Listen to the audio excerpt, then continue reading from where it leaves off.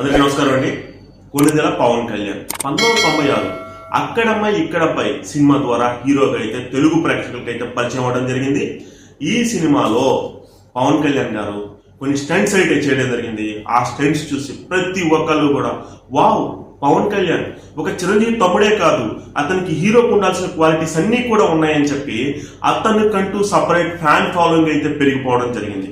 అంతేకాకుండా తర్వాత ఈ గోకులంలో సీత కానీ, తమ్ముడు కానీ, తొలి ప్రేమ కానీ, ఇలా చాలా సినిమాలు అయితే సూపర్ హిట్ అయితే కొట్టడం జరిగింది. చరిత్రలో కనీ విని ఎరుగని రీతిలో సంవత్సరాలు ఆడిన సినిమాలు కూడా అతని లిస్ట్ లో ఉండడం జరిగింది.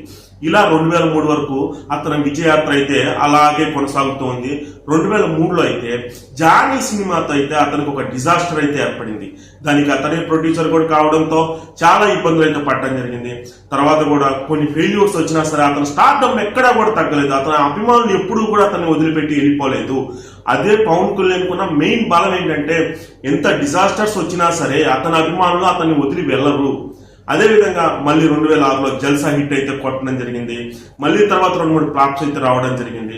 దాని తర్వాత అయితే అత్తారింటికి దారి సినిమా అయితే తీయడం జరిగింది. దాంతో ఒక మంచి సక్సెస్ అయితే అందుకున్నాడు. ఇక తన సక్సెస్ రేంజ్ అనేది పెరుగుతూ ఉంది. తను చేసే సినిమాస్ వాల్యూస్ అండ్ ఎథిక్స్ కూడా ప్రజలకి చాలా నచ్చే విధంగా స్టోరీస్ ఎంచుకొని మరి ముందుకెళ్తున్నాడు పవన్ కళ్యాణ్. ఇదంతా ఇలా ఉంటే సినీ రంగంలో అతని ప్రయాణం ఈ విధంగా సాగితే, రాజకీయ రంగంలో అయితే మార్చి 14, 2014 అయితే జనసేన పార్టీని అయితే స్థాపించడం జరిగింది. దానికి ముందు వాళ్ళంతా కలిపి ప్రజా యువరాజ్యం అనేది పెట్టడం జరిగింది. దాంట్లో కూడా చాలా కష్టపడడం కూడా జరిగింది. కొన్ని మనస్పర్ధలతో ఆయన అయితే అల్లు అరవింద్కి అతనికి సెట్ కాకపోవడం వల్ల అతను తొందరగా ఆ పార్టీ నుంచి బయటకు వచ్చేయడం కూడా జరిగింది. అయితే మార్చి 14, 2014 జనసేన పార్టీని స్థాపించాడో తర్వాత వచ్చి తెలుగుదేశం పార్టీకి మద్దతు పలకడం జరిగింది. మద్దతు పలికిన తెలుగుదేశం పార్టీ 2014లో విజయ కేతనం అయితే ఎగరేసింది. ఇక్కడ మనం గమనించాల్సిన విషయం ఏంటంటే 2014లో పవన్ కళ్యాణ్ పార్టీ తరఫున ఎవరూ పోటీ చేయలేదు. కాబట్టి పవన్ కళ్యాణ్ పార్టీ తరఫున ఎవరో పోటీ చేయలేదు కాబట్టి చంద్రబాబు నాయుడు కూడా పవన్ కళ్యాణ్ ని గుర్తించి అతనికి ఏదైతే ఇంపార్టెన్స్ ఇవ్వాలో ఆ ఇంపార్టెన్స్ అయితే 2014 నుంచి 19 వరకు ఇవ్వడం జరిగింది. కానీ 19లో కొన్ని విభేదాలు రావడం వల్ల జనసేన సపరేట్ గా, తెలుగుదేశం పార్టీ సపరేట్ గా అండ్ వైఎస్ఆర్సీపీ పార్టీ సపరేట్ గా, బీజేపీ సపరేట్ గా అయితే పోటీ చేయడం అయితే జరిగింది. ఈ 2019 పోటీలో వైఎస్ఆర్సీపీ పార్టీ అయితే గెలవడం జరిగింది. వైఎస్ఆర్సీపీ పార్టీ గెలిచినప్పటి నుంచి కూడా జనసేనాని నిరంతరం ప్రజల్లో తిరుగుతూ ప్రజా సమస్యలపై ఏదైతే ఏ ఇబ్బందులు ఉన్నాయో వాటన్నిటి గురించి కూడా నోరెప్పి మాట్లాడడం అయితే జరిగింది.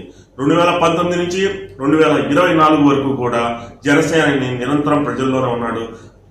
చివరిలో ఎప్పుడైతే చంద్రబాబు నాయుడు గారు అరెస్ట్ అయ్యారో ఆ అరెస్ట్ అయిన క్రమంలో చంద్రబాబు నాయుడు గారి దగ్గరికి పవన్ కళ్యాణ్ గారు వెళ్ళడం జరిగింది.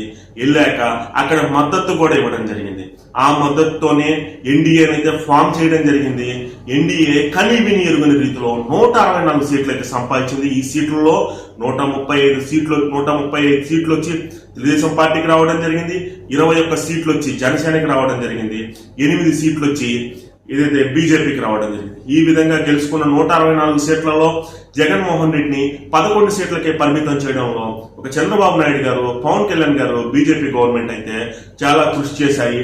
అంతేకాకుండా ముఖ్యంగా ఇక్కడ ఏం జరిగిందంటే ప్రజా వ్యతిరేక ఓటింగ్ ని ఎటు పోనీయకుండా ఈ 3 పార్టీలు వాటి వైపు లాక్కోవడం నిజంగా ప్రతి ఒక్కరు కూడా హర్షించాల్సిన విషయం. ఎందుకంటే జగన్ మీద చాలా మంది ప్రజలు కానీ, ఉద్యోగులు కానీ, యువకులు కానీ అందరూ వ్యతిరేకంగా ఉన్నారు. ఆ వ్యతిరేక ఓటింగ్ ని చేర్చకుండా ఒక కూటమిగా ఫామ్ అయ్యి ప్రస్తుతం ఎన్డీఏ కూటమిని ఆంధ్రప్రదేశ్ లో కొనసాగిస్తున్నారంటే దీనికి మెయిన్ కారణం ఇదే అని చెప్పి ప్రతి ఒక్కరు చెప్తున్నారు.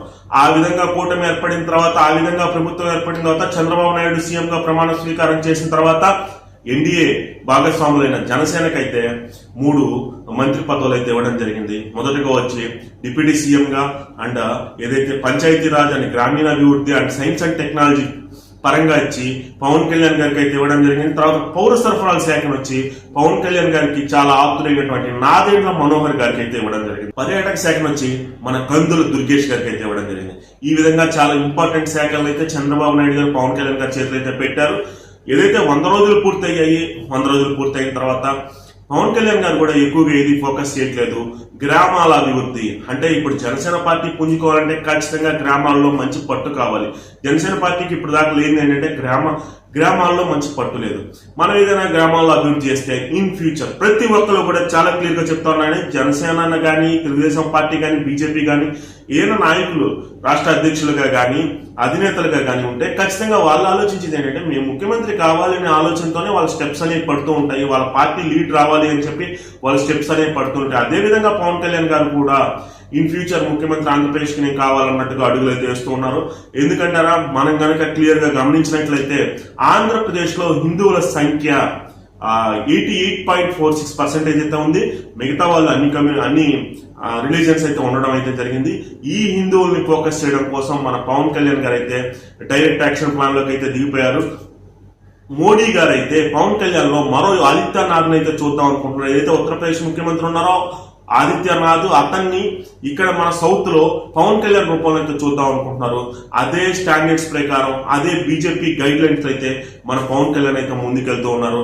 మనం కనుక ఎలక్షన్ తర్వాత గమనించినట్లయితే హిందూయిజం గురించి ఎక్కువగా మాట్లాడడం, హైందిక ధర్మాల గురించి మాట్లాడడం, సనాతన ధర్మాల గురించి మాట్లాడడం ఇవన్నీ గమనించినట్లయితే ఖచ్చితంగా వచ్చే బీజేపీ డైరెక్షన్ లో మన పవన్ కళ్యాణ్ గారు హిందువులకి ఎదురవుతున్నారు అని చెప్పి హిందువులంతా అనుకుంటూ ఉన్నారు. అంత బానే ఉంది. చాలా క్లియర్ ప్లాన్ సెట్ తో పవన్ కళ్యాణ్ అయితే ముందుకెళ్తున్నారు. కీలక మంత్రిత్వ శాఖలు కూడా పవన్ కళ్యాణ్ ఆధీనంలో ఉన్నాయి.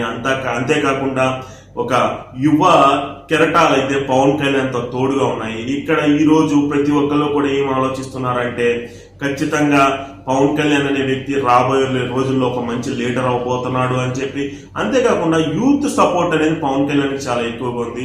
అక్కడ నారా లోకేష్ కి యూత్ సపోర్ట్ ఉంది, ఇక్కడ పవన్ కళ్యాణ్ కి సపోర్ట్ ఉంది. ఇక్కడ ఈ 11 సీట్లు గెలిచిన జగన్మోహన్ రెడ్డి వచ్చి చాలా సైలెంట్ అయిపోయాడు. పవన్ కళ్యాణ్, చంద్రబాబు నాయుడు మాట్లాడుతూ ఉన్నారు.